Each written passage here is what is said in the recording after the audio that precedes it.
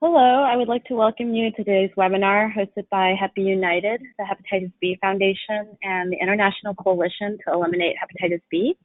We are organizations and coalitions that work with stakeholders towards the prevention and elimination of hepatitis B in the US and worldwide. My name is Kate Morales. I'm the Senior Program Director with the Hepatitis B Foundation, and I will be your moderator today. Before we get started, I'd like to remind all participants that during today's webinar, you will be in listen-only mode. If you have any technical difficulties via your computer audio, the call-in numbers are displayed here on your screen. At any time during the presentation, please feel free to enter questions into the Q&A box on the right-hand side of your control panel. And questions will be addressed by the speakers at the conclusion of the presentations. If you have any technical challenges, please indicate your issue using the chat box. Thanks again for joining us today. As you know, hepatitis B is a global public health challenge on the same scale as tuberculosis, HIV, and malaria. According to the World Health Organization, more than 257 million people worldwide are chronically infected with hepatitis B, and nearly 900,000 people died from hepatitis B in 2017. During today's webinar, 3 members of the International Coalition to Eliminate Hepatitis B governing board members will discuss a global scientific strategy that lays the groundwork for the momentum behind hepatitis B cure research and the long-term implementation of hepatitis B cure preparedness worldwide. And I will introduce each of the speakers prior to their presentation.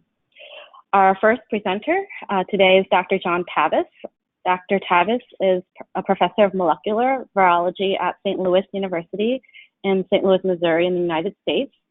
He has studied the hepatitis B replication mechanism and the biochemistry of the viral reverse transcriptase since 1992. He serves as the chairman of the Scientific Advisory Council for the annual Molecular Biology of the Hep B Viruses meeting, and as a member of the Council for Extramural Grants at the American Cancer Society.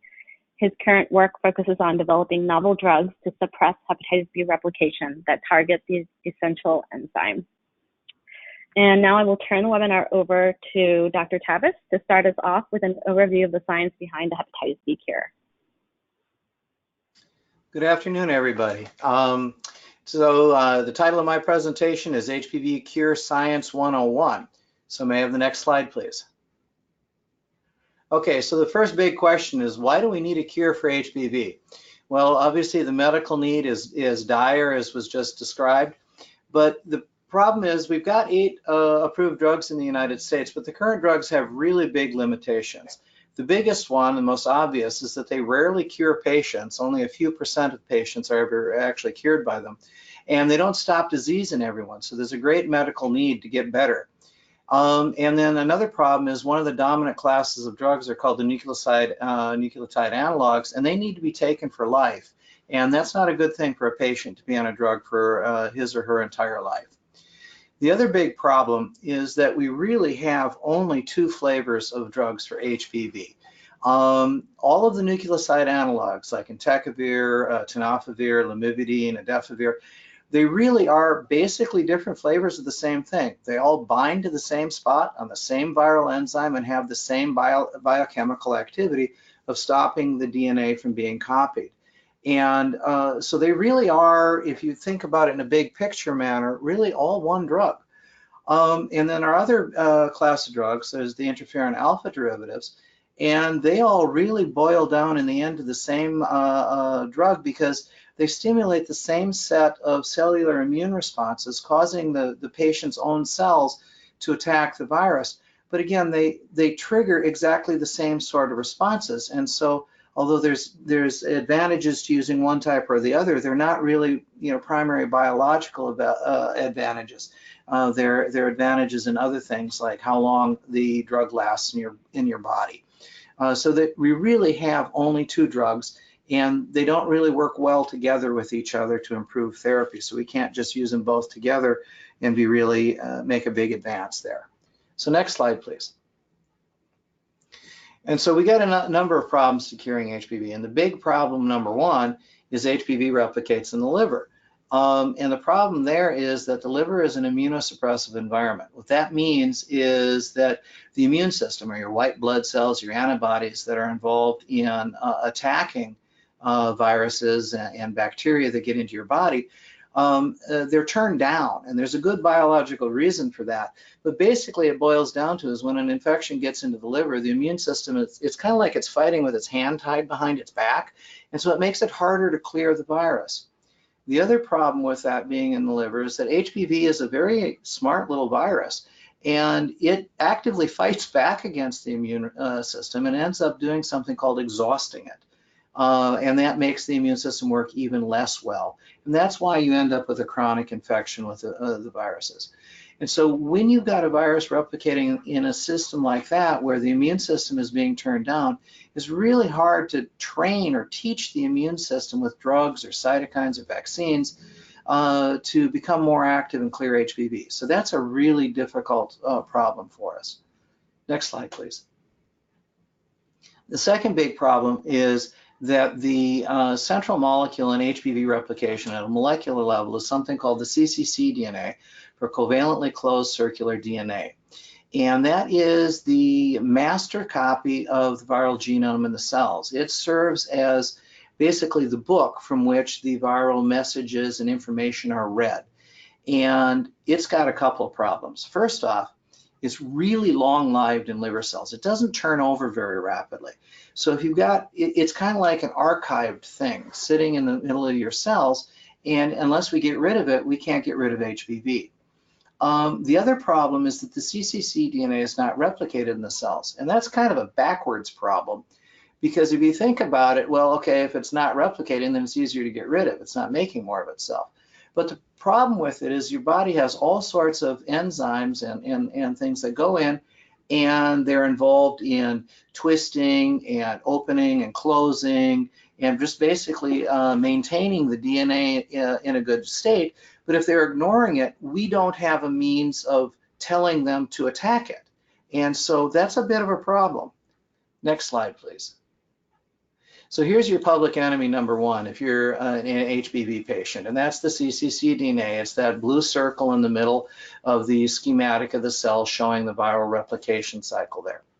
And the essential problem is that eliminating a long-lived, metabolically inert DNA molecule is really hard. It's basically like trying to get rid of a BB. It just sits there and laughs at you.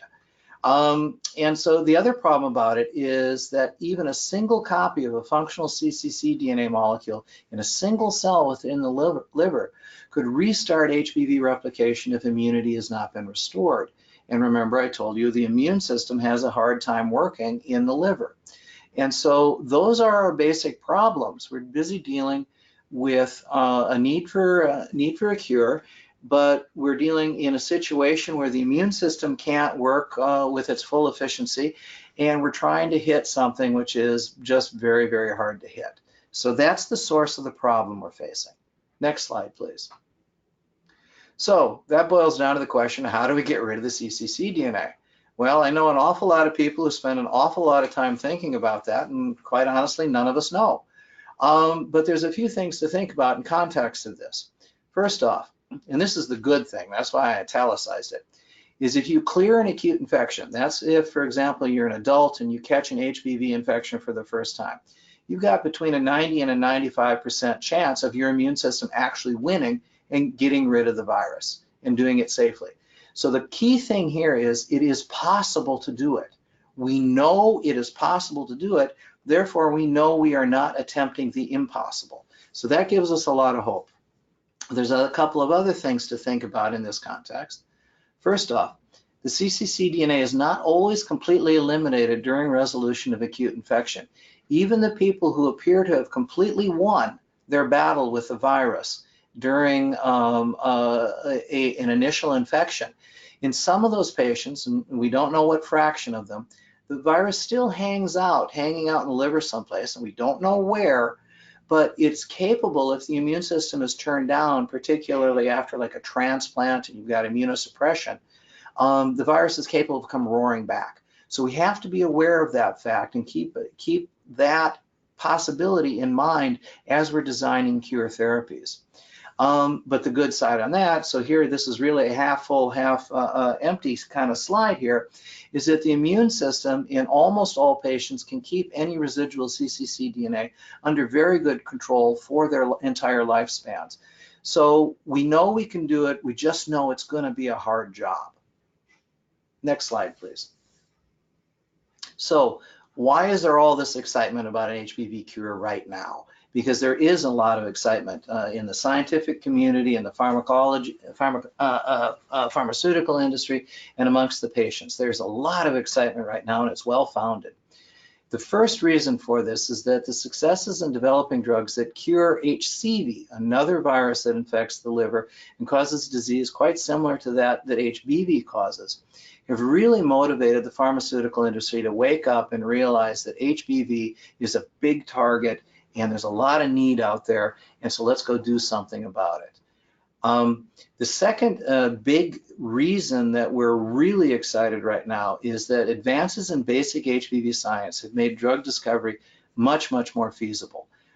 Basically, you can't fix something if you don't have the right toolbox, is what it boils down to. And our toolbox just got an awful lot better. So the biggest one of those is there was a discovery of a protein called NTCP. And that's a protein on the surface of hepatocytes, those are liver cells, that lets HBV get into the cells. It's basically the doorway that HBV uses to get into the cells. But we now know what that protein is, and we can work with it. And because simply discovering that fact has allowed us to greatly expand the types and sophistication of the studies that can be done. The other big thing that has really occurred recently, in addition to just the general advances of biomedical science, which are really quite remarkable, is that advances in preclinical animal models are improving the sophistication of drug development studies. In order to develop a drug for a human being, you have to go through studies in animals to make sure they work in the context of a body and are safe enough to go into human beings. And we've got a lot better models than we used to have, and it's looking really promising that over the next couple of years, they're going to get a lot better yet. So we're really excited about this. Next slide, please. All right, so we're talking about a cure, so let's define it. What is an HBV cure? So the goal is something that's been dubbed a functional cure. This has a technical definition, but the basic definition of it, the take-home message, is you want to get to a state and it's stable after therapy for the rest of the life of the patient, where there's no detectable cccDNA in the cells or HBV DNA in the patient's blood. There's no disease progression, and hopefully the liver will start healing any damage that accumulated during the chronic infection. And there is immune control of any residual cccDNA that still remains in the body. That's really clear. That's what we want to get to, and we know we can do it. We just don't know how to get there yet. If you're reading the literature and following a lot of the blogs, you will find that there's a lot of discussion about the definition of a functional cure. I want to emphasize that all of that verbiage is basically because scientists really love arguing. We're really good at it. And what we're arguing about is not what we want to get. We know where we want to get. We know it's just bullet point number 2. It's right there. But the thing is what we don't know is how to measure it yet, because the things we can measure easily in a patient don't really tell us when we've achieved a functional cure very easily. So there's a lot of discussion about how to measure it, but not about what our end goal is. Next slide, please. All right, so that gets us to HBV drug discovery, and it truly is the Wild West. This is a crowded, dynamic, and incredibly competitive field.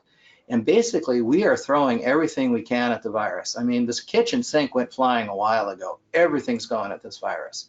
Next slide, please. This slide is just to emphasize that exact fact.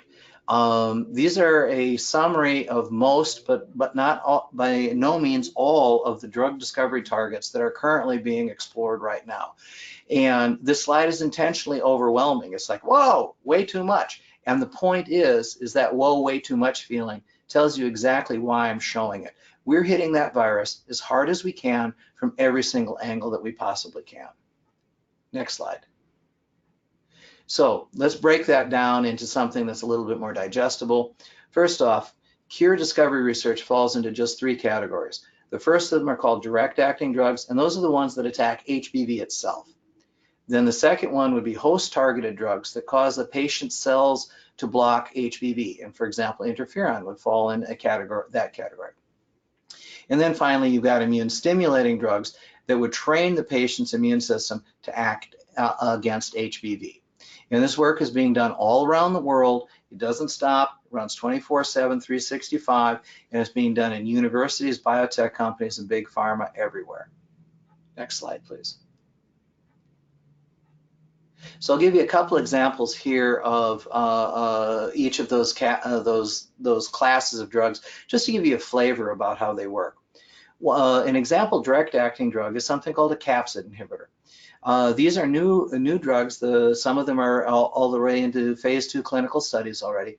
And these are inhibitors that stop HBV from making the protein shell that holds the viral DNA. Without that protein shell, the virus can't replicate, and that shell is drawn in this diagram as that hexagon that the red arrow is pointing towards. And these are doing really quite well right now. There's a whole bunch of companies looking at it right now, and they're doing well in preclinical and phase 2 clinical studies. Next slide, please. Okay, here's an example host targeting drug.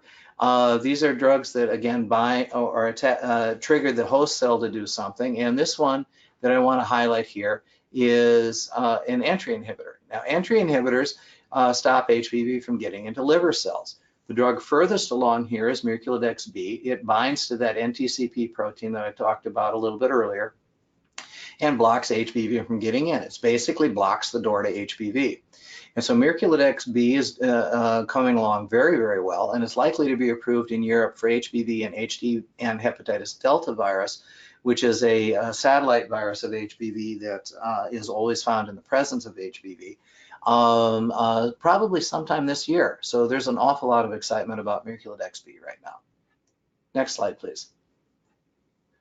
And here's an example immune stimulating drug. These would be something called a TLR8 agonist. Agonist means something that turns on a protein. TLR8 is a receptor that is involved in detecting whether a pathogen or a virus or a bacterium or something like that is inside your cells. And so TLR8 detects viruses, and then it turns on cells' defenses such as NF-kappa B or interferon response factor 5 or 7, and those then go off and block HBV. And the leading compound in this area working through TLR8 is GS9688, and that's just entering phase 2 trials right now. Next slide, please. Okay, so that's just an example of what we're doing to try and help patients out there. But what will the end therapy look like? What will a cure therapy actually look like? And so one thing we're pretty darn sure of is that we're not going to get a magic bullet. There isn't going to be one drug that you can use and walk away from HBV. What we're going to need is a combination therapy. And the reason we're going to need combination with multiple different drugs is that HBV has many genotypes and very variable disease course from patient to patient. Means no one drug is going to fit for every single person. And then the other thing is that cccDNA's durability means that we're going to have to hit it from multiple angles at the same time. We're really going to have to whack it hard. And so my estimation is we're going to eventually end up with somewhere on the order of a dozen to 24, 26, somewhere in that order, different drugs that are used in different combinations for different medical contexts. The other thing about HBV cure therapy comes from the durability of the cccDNA. It's very likely that it's going to be a long therapy, maybe a year, I don't know, I'm just guessing, and need exceptionally safe drugs to be taken for that long in multiple patients, many patients. So next slide, please. All right, so what's my view of a cure therapy? I spent a lot of time thinking about this, and this is what I think is going to happen, and this view is shared by many people. First off, I think we're going to have the first step being a multi-drug treatment with at least 3 or 4 different drugs, all attacking and working by different mechanisms, attacking the virus simultaneously. These are likely to involve a combination of both direct acting and host targeting drugs. And these will push HBV far, far below the limited detection. I mean, it really, really suppress HBV much, much more than we can in almost all patients now. Once we've achieved that point, and the doctors are probably going to have to be monitoring HBV and following a flow chart at this point on it to know when to go to the next step, is then add immune modulators such as cytokines or therapeutic vaccination or various adjuvants and things like that, the things that train the immune system to attack something. And then we'll need to add those to train them to attack HBV and end up with cccDNA elimination and or durable control. And then finally, what we don't know is if we're going to need a third step. That third step is if the body's immune system comes up normally when we're pushing down HBV, we won't need step 3. But if the immune system doesn't come back naturally against HBV, then we're going to have to do some therapeutic vaccination to induce long-term immune control of HBV so that the patients don't just get reinfected again. So that's my view of it. So I believe that's my last slide. Thank you, Dr. Tavis. And as a reminder for the participants, if you have any questions for Dr. Tavis, please feel free to send them via the chat box, and we will answer them at the conclusion of the presentation. Our next presenter is Dr. Jake Liang, who is Chief of the Liver Diseases Branch at the National Institute of Diabetes and Digestive and Kidney Diseases at the National Institutes of Health. Dr. Liang is an internationally renowned and dominant thought leader in the field of viral hepatitis and liver diseases. He has diverse scientific expertise and editorial experience in virology, immunology, cell biology, therapeutics, regenerative medicine, and genetics and genomics. So I will now turn it over to Dr. Liang, who will discuss the global scientific strategy for hepatitis B cure. Thank you, Kate, for the introductions, and welcome to all of you to this webinar. I'm sorry that I won't be able to talk directly with you, but hopefully we'll have a chance to interact at the end of this webinar in terms of the online chat. So please feel free to enter any questions during our presentations. So what I'd like to do is to share with you this global strategy to eliminate HBV infections, and specifically talk about the formation of this international coalition to eliminate hepatitis B virus, abbreviated as ICE-HBV. I will briefly talk about the global strategies that we have and share with you some of the current ICE-HBV projects and future direction. Next slide. Prior to 2016, the global HBV cure effort were not coordinated, although there's certainly plenty of meetings to talk about how to cure HBV infections. So given that chronic HBV infection is a global problem, we believe there was an urgent need for global collaboration for HBV cure, similar to the HIV field. Next slide, please. So therefore, a group of scientists, including myself and Dr. Tavis, were involved in the original conceptualization of this organizations, which we call the ICE-HBV, that was formed in 2016, and aims to fast track the discovery of a safe, effective, affordable, and scalable cure to benefit all people living with chronic hepatitis B, including children and people living with HCV, HDV, HIV co-infections. ICE-HBV intends to contribute to the elimination of chronic hepatitis B as a global public health challenge. So this is kind of our mission statement. I know it's lofty, but I think we have to start somewhere and aim high, otherwise we'll never get there. Next slide, please. So just briefly share with you about the governance structure of this particular ICE-HBV organizations, and to briefly discuss our effort to develop resources to fund this particular initiative. Next. So as you can see on the left, there are a group of organizations that are intimately involved in the formation of this international consortiums, and these are organizations mainly from Australia and Europe, including the International HBV meeting that's been in existence for the last 20 or 30 years or so.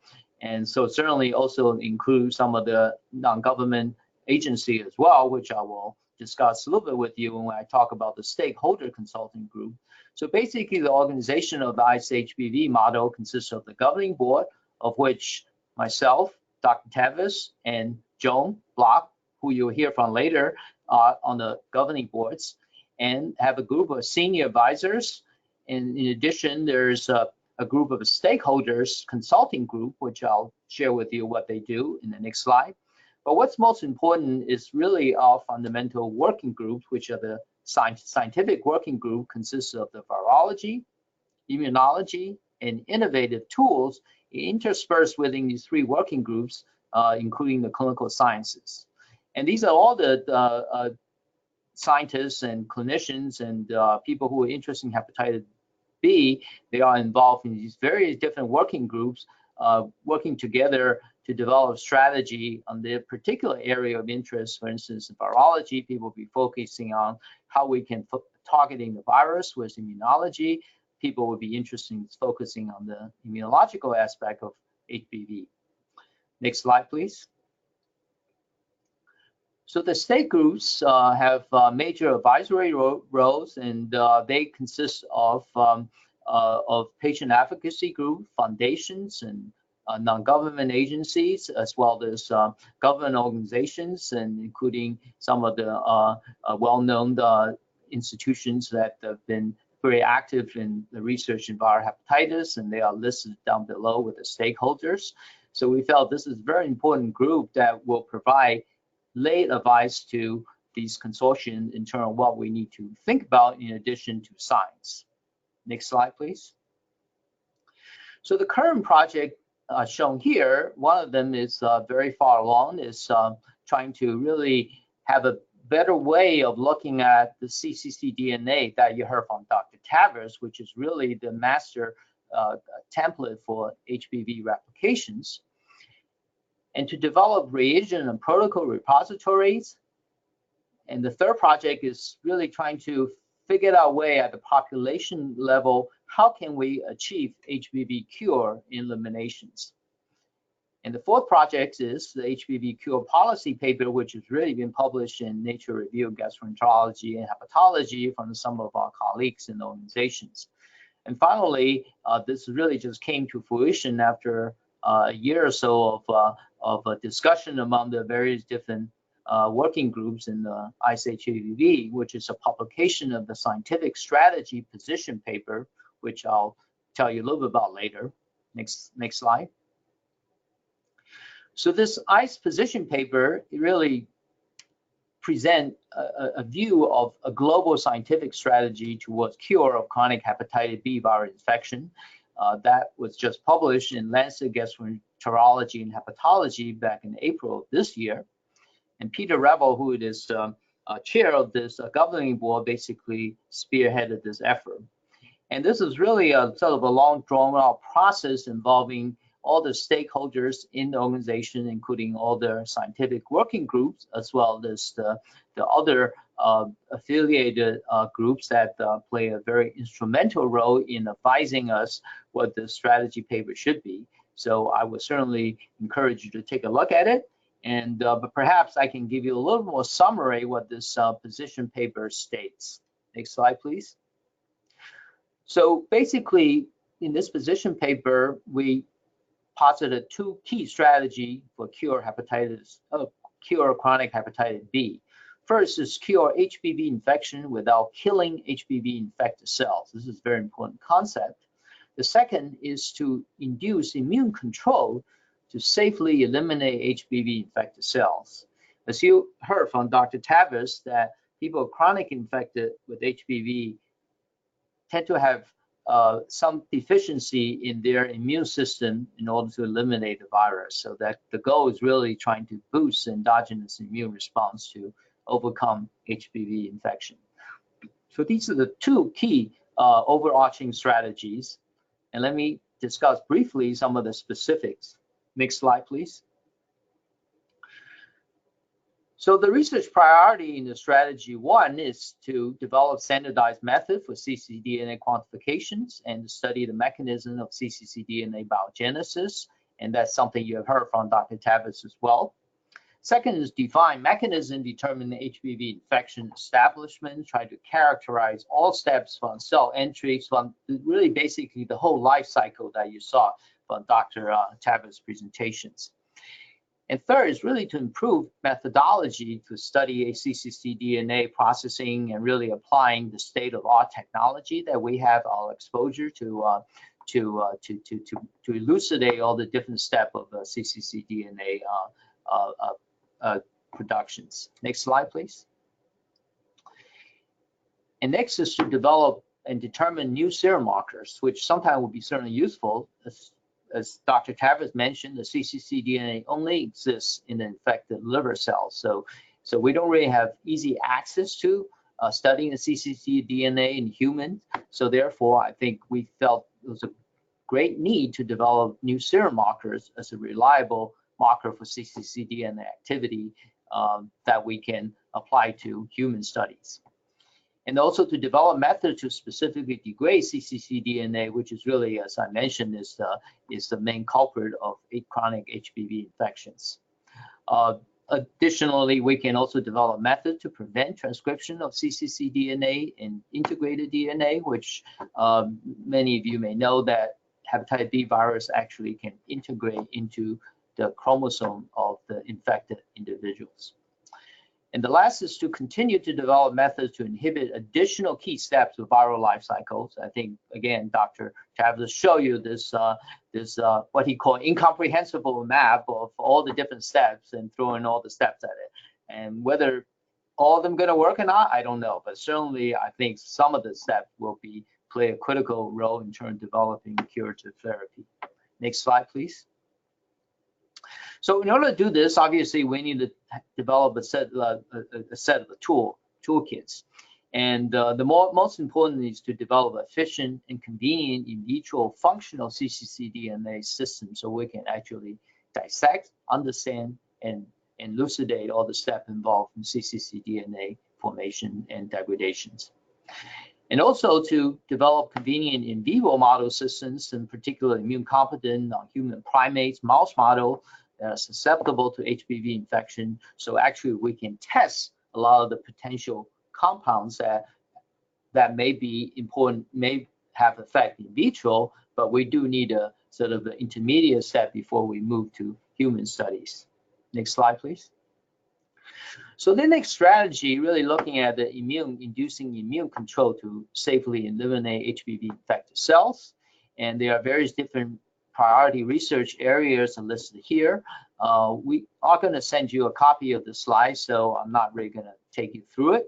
But in essence, basically, we need to understand much better how does HBV causes chronic infections and how are the major immune cells, such as the T cells and B cells, which play critical role in controlling the HBV, controlling and eliminating HBV infections, are involved in this whole process, and also to understand sort of how does the virus spread in the livers and try to really gain a much deeper appreciation of the mechanism of disease in HBV in order to come up with approaches to leverage the immune system to cure HBV infections. Next slide, please. So there are several immediate future actions that are required to achieve HBV cure, and this is really based on the namesake of our organization, the ICE. So the I represent increased funding for individual and collaborative cure-related research projects by government and private funding agency and philanthropic benefactors.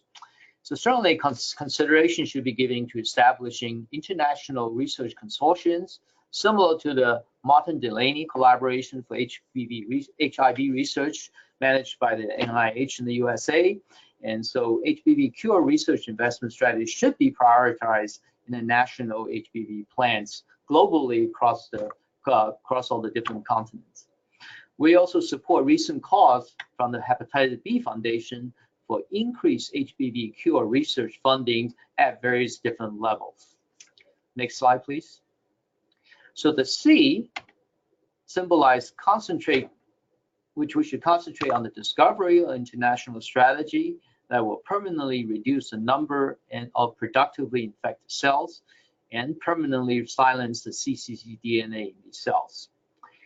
And that will also stimulate HBV specific T cells and the production of antibody that will basically control the spread and replication of HBV to uninfected cells.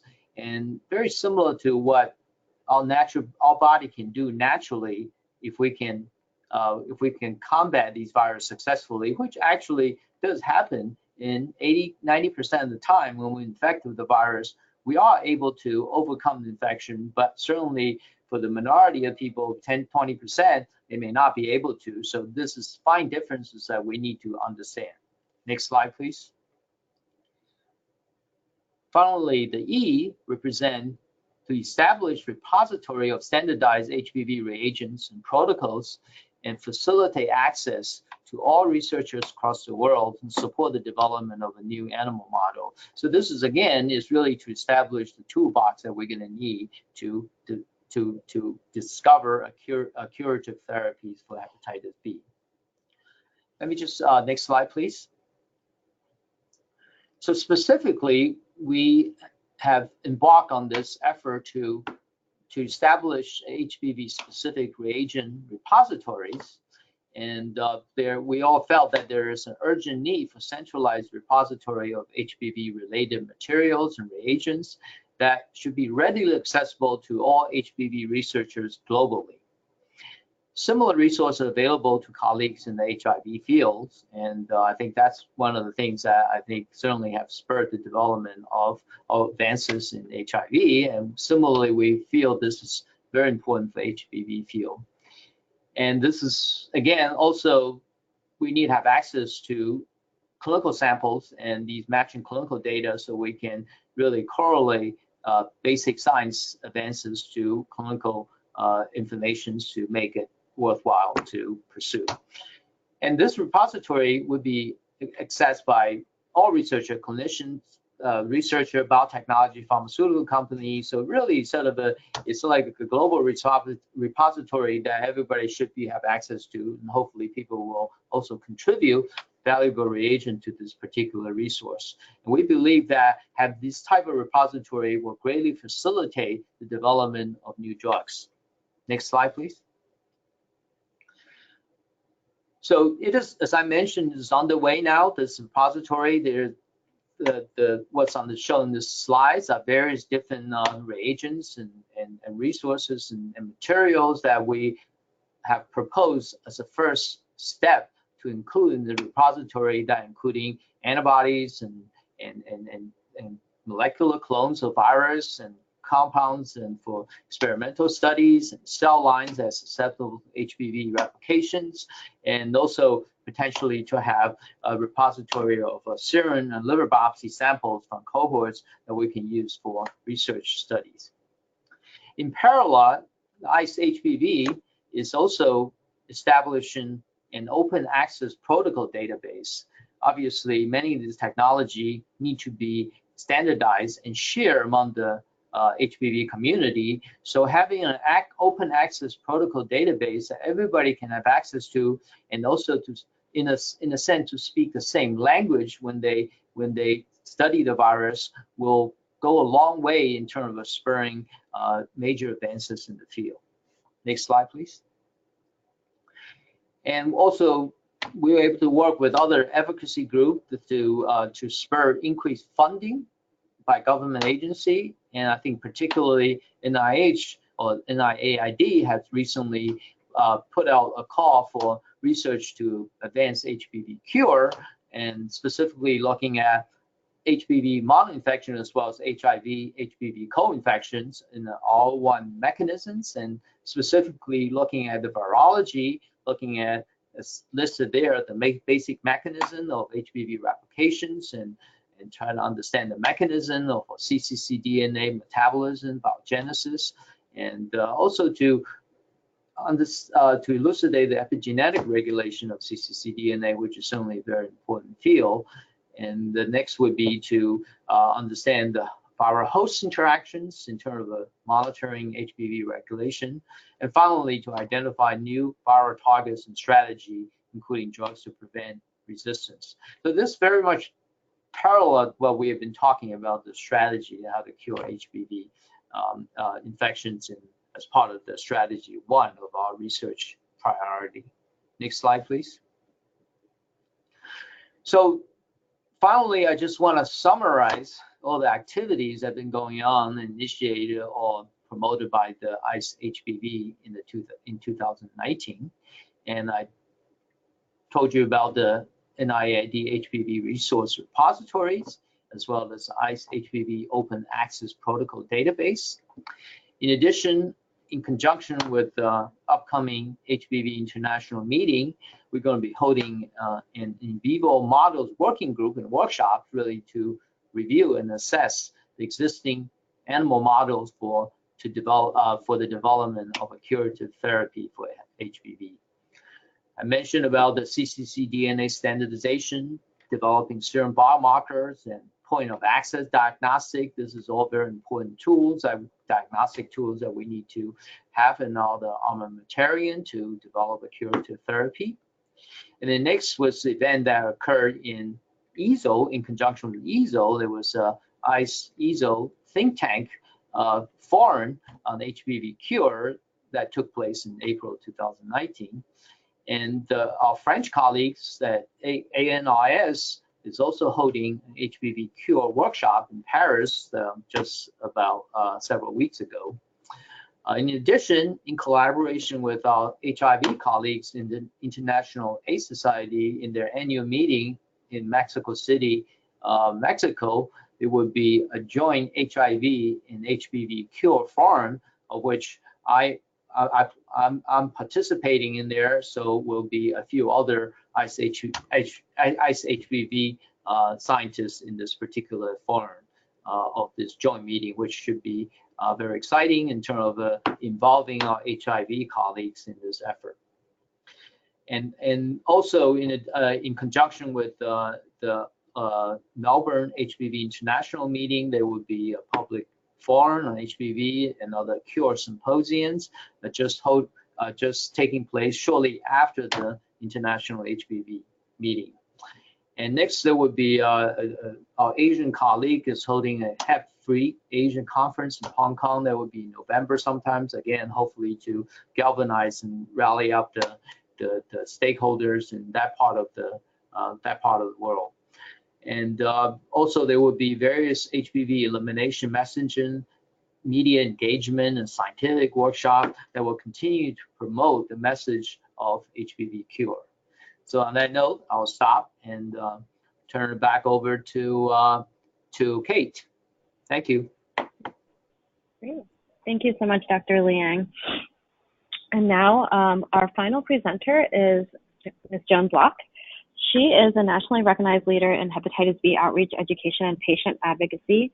Joan is a co-founder and senior advisor of the Hepatitis B Foundation, which is the United States' leading nonprofit research and disease advocacy organization, solely dedicated to finding a cure for hepatitis B and improving the lives of those affected worldwide.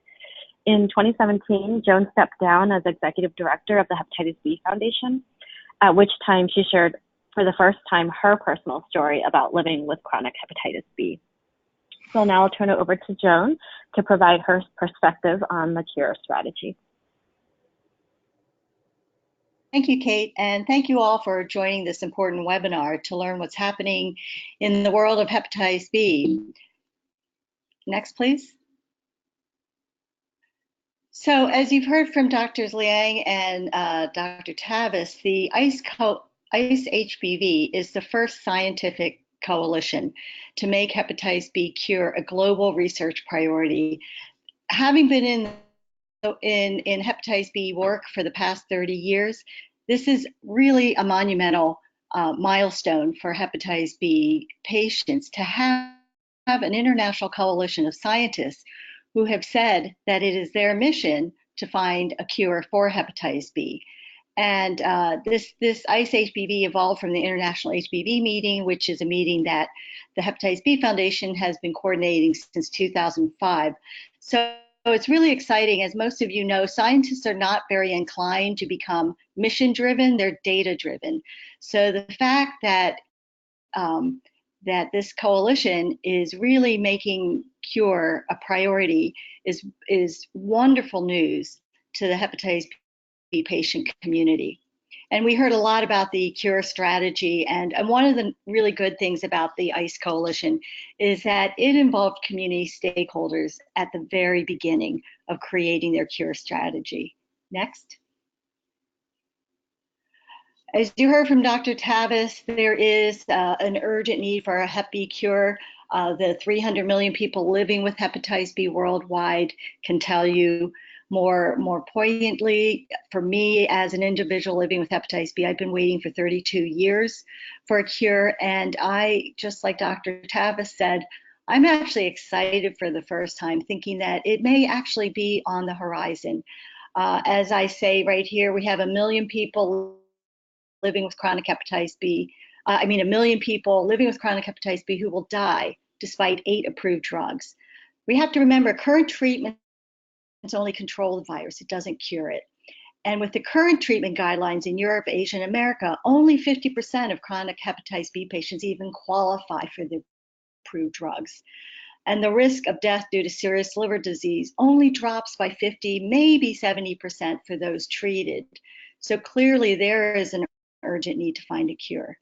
Next, please. So the reason there's this tremendous momentum, I think, in the last 5 years, 3-4 years, is because hepatitis C was cured.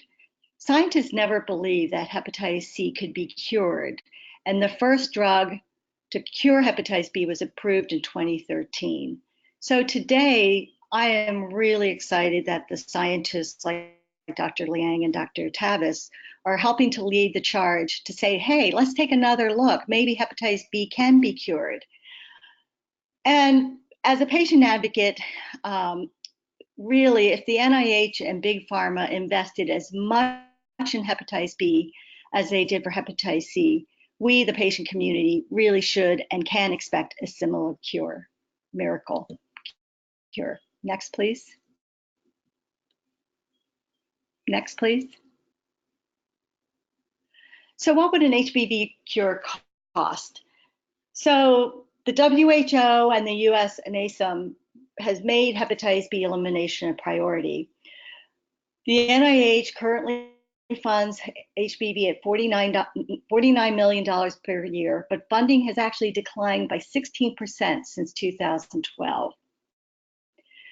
We need to fund hepatitis B at the NIH because it has the infrastructure, it has the scientific capacity needed to really accelerate and lead the pace of research for hepatitis B. In 2018, the Hepatitis B Foundation published its roadmap for a cure that included a professional judgment budget for the NIH.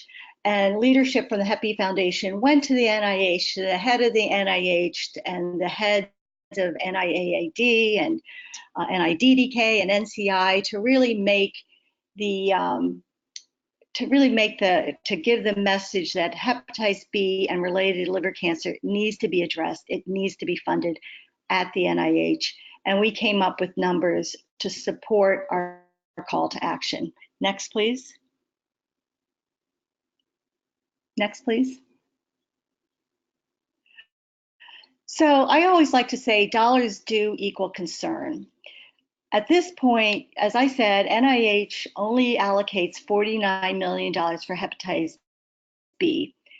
In its heyday, it allocated 3 times that for Hep C and 100 times that for HIV/AIDS. The big number, 3.2 billion on HIV/AIDS compared to 49 million. So you can see why the research, the science really has not progressed. It's amazing people like Dr. Tavis and researchers at the Brooke Blumberg Institute, which is part of the Hepatitis B Foundation, have not been able to make the same degree of progress as has been made in Hep C and HIV. The funding's not there. So our HBF professional judgment budget We projected that if the NIH could add another $39 million on average to its current 49 every year, you'd only need an additional 234 million over 6 years through 2023. I mean, we're not asking for that much. That's really, remember, the TSA collects $1 million in pocket change when you go through security. So there is money that could be found. We need more NIH funds to support the basic science studies and for the translational clinical research. And a lot of these studies have been identified in Hep B Foundation's Roadmap for Cure and the ICE-HBV Cure strategy. And just so there's no confusion, many of the same scientists worked on both research strategies. The Hep B Foundation's was really focused on the US-based NIH. The ICE-HBV Cure strategy is really mobilizing the international community of scientists. So scientists across the globe, but we share similar goals, specific priorities. So we are really very complementary. Next, please. Next. So I just want to show two charts that were included in our Roadmap for Cure that supported our call for just a modest increase at the NIH. And as you can see in table 2, you show what the current level of deaths, liver cancer, and cirrhosis are, and what it would be if we had an HBV cure. I mean, it is dramatically different. Any kind of investment in finding a cure will have significant impact in saving lives. Next, please. Next. And this is the per patient cost for addressing a liver transplant, which is liver failure, end stage liver cancer, the actual monitoring and management of liver cancer if you're so lucky to be diagnosed early. Most people with Hep B related liver cancer, unfortunately, are diagnosed in the very late and may live only 6 to 12 months if they're lucky, but that's the annual cost. And then the 8 approved drugs, or actually the 6 approved oral drugs, it represents a huge financial burden to the patient, to the healthcare system. So investing in a cure, again, would make a significant impact on improving the economics of healthcare, and certainly in the pockets of individuals who are living with hepatitis B. Next. Next, please. So to sum up, as you heard from Dr. Tavis and Dr. Liang, we now have the scientific and technological capability to find a cure. We now need the money to fund these scientists. We have the public health mandates from the US NASM, which is what was formerly called the Institute of Medicine, and WHO. And we have research roadmaps from the Hep B Foundation and ICE-HBV. Now what we need is the vocal advocacy from the HBV community to really call for action. We have an international coalition of scientists mobilizing scientists around the world. We have the Hep B Foundation in the US knocking down the doors at the NIH. And we're now working, Hep B Foundation is really working with the help of Hep B United under Kate's leadership to really mobilize the patient advocates to support increased funding for the scientists. Next. Next, please. So we all want to make hepatitis B history. We will do significant, it would be a significant achievement to eliminate the virus and to eliminate the related stigma and discrimination that people face worldwide. So thank you very much for listening. Thank you so much, Joan. Thank you to all our panelists for the great information. And I now want to open it up for questions from the audience. We have about 5 minutes for questions, and feel free to send them in via the question and answer box on your control panel. And we did have some questions that came in during the presentations. Our first question is for Dr. Tavis.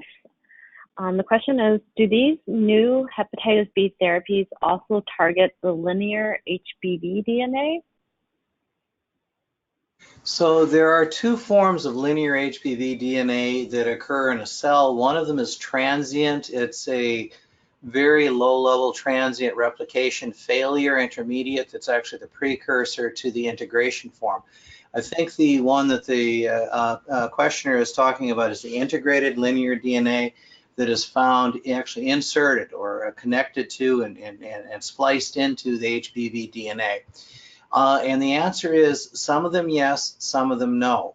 The big problem with the integrated DNA as far as cure therapy goes is that it can sometimes produce the surface antigen, which blocks one of our major tools of telling whether or not the virus is in there, which is the ELISAs for the anti-surface antigen, or excuse me, for the surface antigen itself. Some of the things that are under study will block the production of HBs antigen from there, or even terminally destroy the ability of it to make the S antigen, but most of them no. And that's not a huge problem other than diagnostic, because that integrated version of the DNA is not involved in viral replication, although in some cases, but not all of them, it may be involved in the oncogenic mechanism. So the answer is yes and no. Thank you. Our next question is for Dr. Liang. Question is, the hepatitis B vaccination is highly effective and has existed for decades. Nevertheless, we see that lack of access to healthcare in certain areas of the world is the underlying cause of failing to vaccinate for hepatitis B. Even if a functional cure is developed, this healthcare access inequality remains. Is ICE-HBV considering how those areas in which HBV is most endemic will be able to access future solutions? Yeah, that's an excellent question, and I think without a doubt, prevention is equally, if not more so, than therapy in reducing the disease burden of HBV. And certainly with the availability of the vaccine over the last 30 years, and we have seen a tremendous impact on the public health burden of chronic hepatitis B in region that hepatitis B vaccine have been implemented. So that's certainly a great success story. I think unfortunately, as your question may be alluded to, that there's often an access issue even for vaccination. So that's something that we're going to have to do better. I think some of these have been the priority of some of the major foundations in the world, such as the Gates Foundations and others, been trying to really promote the universal use of hepatitis B vaccine to reduce new cases of hepatitis B. And having said that, there's still, as you know, 200-300 million people chronically infected with HBV. So therefore, vaccine is really not going to have much effect on them. So the key is really what the ICE-HBV has undertaken is really to focus on developing a curative therapy so we can help these 200-300 million people that are really infected with HBV, that the vaccine is not going to really be able to affect. So, so I think that's really sort of the focus and priority, and but not to minimize the importance of vaccine. We certainly agree this is a very important area question, but is probably not something that the ICE-HBV is focusing on, and we will certainly support any effort to improve the implementation of HBV vaccine on a global basis. Thank you. And I think we have time for one, maybe two more questions. And they are coming in. So Dr. Tavis, this question is for you. Given that most people can clear a hepatitis B infection spontaneously, have studies been able to identify why the immune system of certain people that become chronic hepatitis B carriers cannot? Yeah, that's a fascinating question. The primary driver of whether or not you're going to be able to clear the infection or not is your age. If you are a infant or a neonate or a very, very small child, you have and get infected with HBV, which unfortunately happens a lot in many areas of the world. You have a very high probability, over 90%, of going chronic. Whereas if you're a healthy adult, you have a very low probability. It can be as low as 5% in some groups, but probably around 10% is a good estimate in many cases. And the primary driver of that is not completely known, but there are some very interesting studies that have to do with the maturity of the immune system as the immune system develops. There's some beautiful work coming out of Taiwan that indicate that actually the type of bacteria that are living in your gut, in your intestines, actually affect the flow of antigens and stimulants to the liver that modulate the immune responses. And so it's really interesting. The answer is primarily, oh gosh, I kind of forgot the focus of the question here because I was talking too much. But yes, we know what correlates it, but we don't really know for sure entirely what drives it. It is, in the end, the maturity of the immune system. What causes what aspect of the maturity of the immune system is not fully understood. Thank you. Yes, I think you answered it. Our final question, I know we're a little bit over time, but we have a lot of great questions. So our final question, I think it's for any of our presenters, maybe Joan, this has to do with testing, says the number of hepatitis delta virus cases is rising in the United States. However, testing for hepatitis delta is not required for patients with chronic hepatitis B. When do you think, and will hepatitis delta ever be required to be tested in patients with hepatitis B? I'm going to actually defer to Dr. Liang since he is a practicing medical physician. Yeah, this is certainly an excellent question, and we have often seen patients that with hepatitis B refer to us, and as it turned out, they actually have co-infection with Delta. So that was certainly a missed opportunity, and I think some of this really will come from raising awareness, education, to make people, at least clinicians who see potential patients with hepatitis B, have a high index of suspicion for co-infection with hepatitis D virus. And I think particularly patients from certain geographic region of the world that has a very high co-infection, such as Eastern Europe, Mongolia, the co-infection rate is very high. So for people from that part of the world, that they probably the index of suspicion should be higher, and to test them. In general, I would certainly advocate for anybody who has hepatitis B to be tested for the hepatitis D, because it's a very simple serological test, so it's just like a blood test. So I certainly will agree that would be a reasonable approach, so we don't miss any patient with co-infections, which we know now actually probably has carried the much worse morbidity and mortality than mono HBV infection patients. So I think those are the patients we should not miss. We should be able to monitor them carefully. Hopefully we will also be able to develop curative therapy for HBV. That's another area we didn't really talk about it. And there's a lot of interest in developing curative therapy for hepatitis D virus as well, in combination with HBV. So I think that's an area I certainly agree is very important, and a lot of good science is done in that area as well. So hopefully in another next 5-10 years, we will also see major advances in the therapy of HBV. Thank you. And I know I said that was the last question, but I'm going to take the moderator's prerogative because we're having a good conversation. There's one final question that did come through, and it's for Dr. Liang and Joan. If you could be brief in your answers, given that we're running out of time, but it really captures the essence of this webinar and the end of the presentations. And Dr. Liang, The question is, what are the objectives of the forthcoming HBV-HIV joint forum in Mexico? Are similar forums planned in the United States? And Joan, are advocacy groups exploring how this could lead to coordinated funding advocacy as opposed to the zero-sum thinking that currently exists?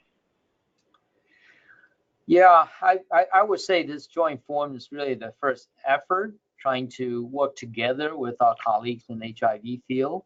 I think we all know that there are a lot of parallels between HIV and HBV, and we could certainly share experience and discuss mutual benefits. And one thing I do want to remind people who may not realize, actually the first therapy for HBV came from the experiment in HIV field. The nucleoside analog that we use to treat HBV actually have been the byproduct of what people have tried to do in HIV, and just turned out they are active against HBV as well. So that's where the origin of the drug. So in a way, we are already collaborating with the HIV field and trying to develop therapies. So I think this is really the first of few, and hopefully we will have many more, because I think there's really a lot to learn, to share with each other. This is Joan. So briefly, in answer to the question, from a scientific viewpoint, I think there is quite a bit of collaboration, as Dr. Liang pointed out. The lamivudine, which became the first nucleoside or nucleotide drug for Hep B, came out of HIV research. But on a patient advocacy level, the HIV community has not welcomed the Hep B advocates. There is very much a territorial, nobody wants to give up their piece of the pie, even though HIV has the ginormous slice of pie and Hep B has the crumbs. It still has not been very feasible. Now, historically, Hep B has worked with the Hep C advocates in a fairly productive way. With that said, we are part of a coalition. All the Hep B groups in the United States are part of the HBV Forum, which is a outshoot of the HIV Collaborative Forum. So in some ways, that's the way we're working in the HIV advocacy space. It hasn't been possible with the HIV patient advocacy groups per se, but through the work that Dr. Liang's doing with his HIV colleagues at the NIH and through the Hep B Foundation and other groups, participation in the HBV Forum, which is really looking at the regulatory process of approving all the new drugs in the pipeline. That's sort of how we're working. So not a very satisfying answer, but that's the honest truth. Thank you. All right, thank you so much, Joan, and thank you to John Tavis and Jake Liang as well for sharing your expertise and this really hopeful presentation and for a cure.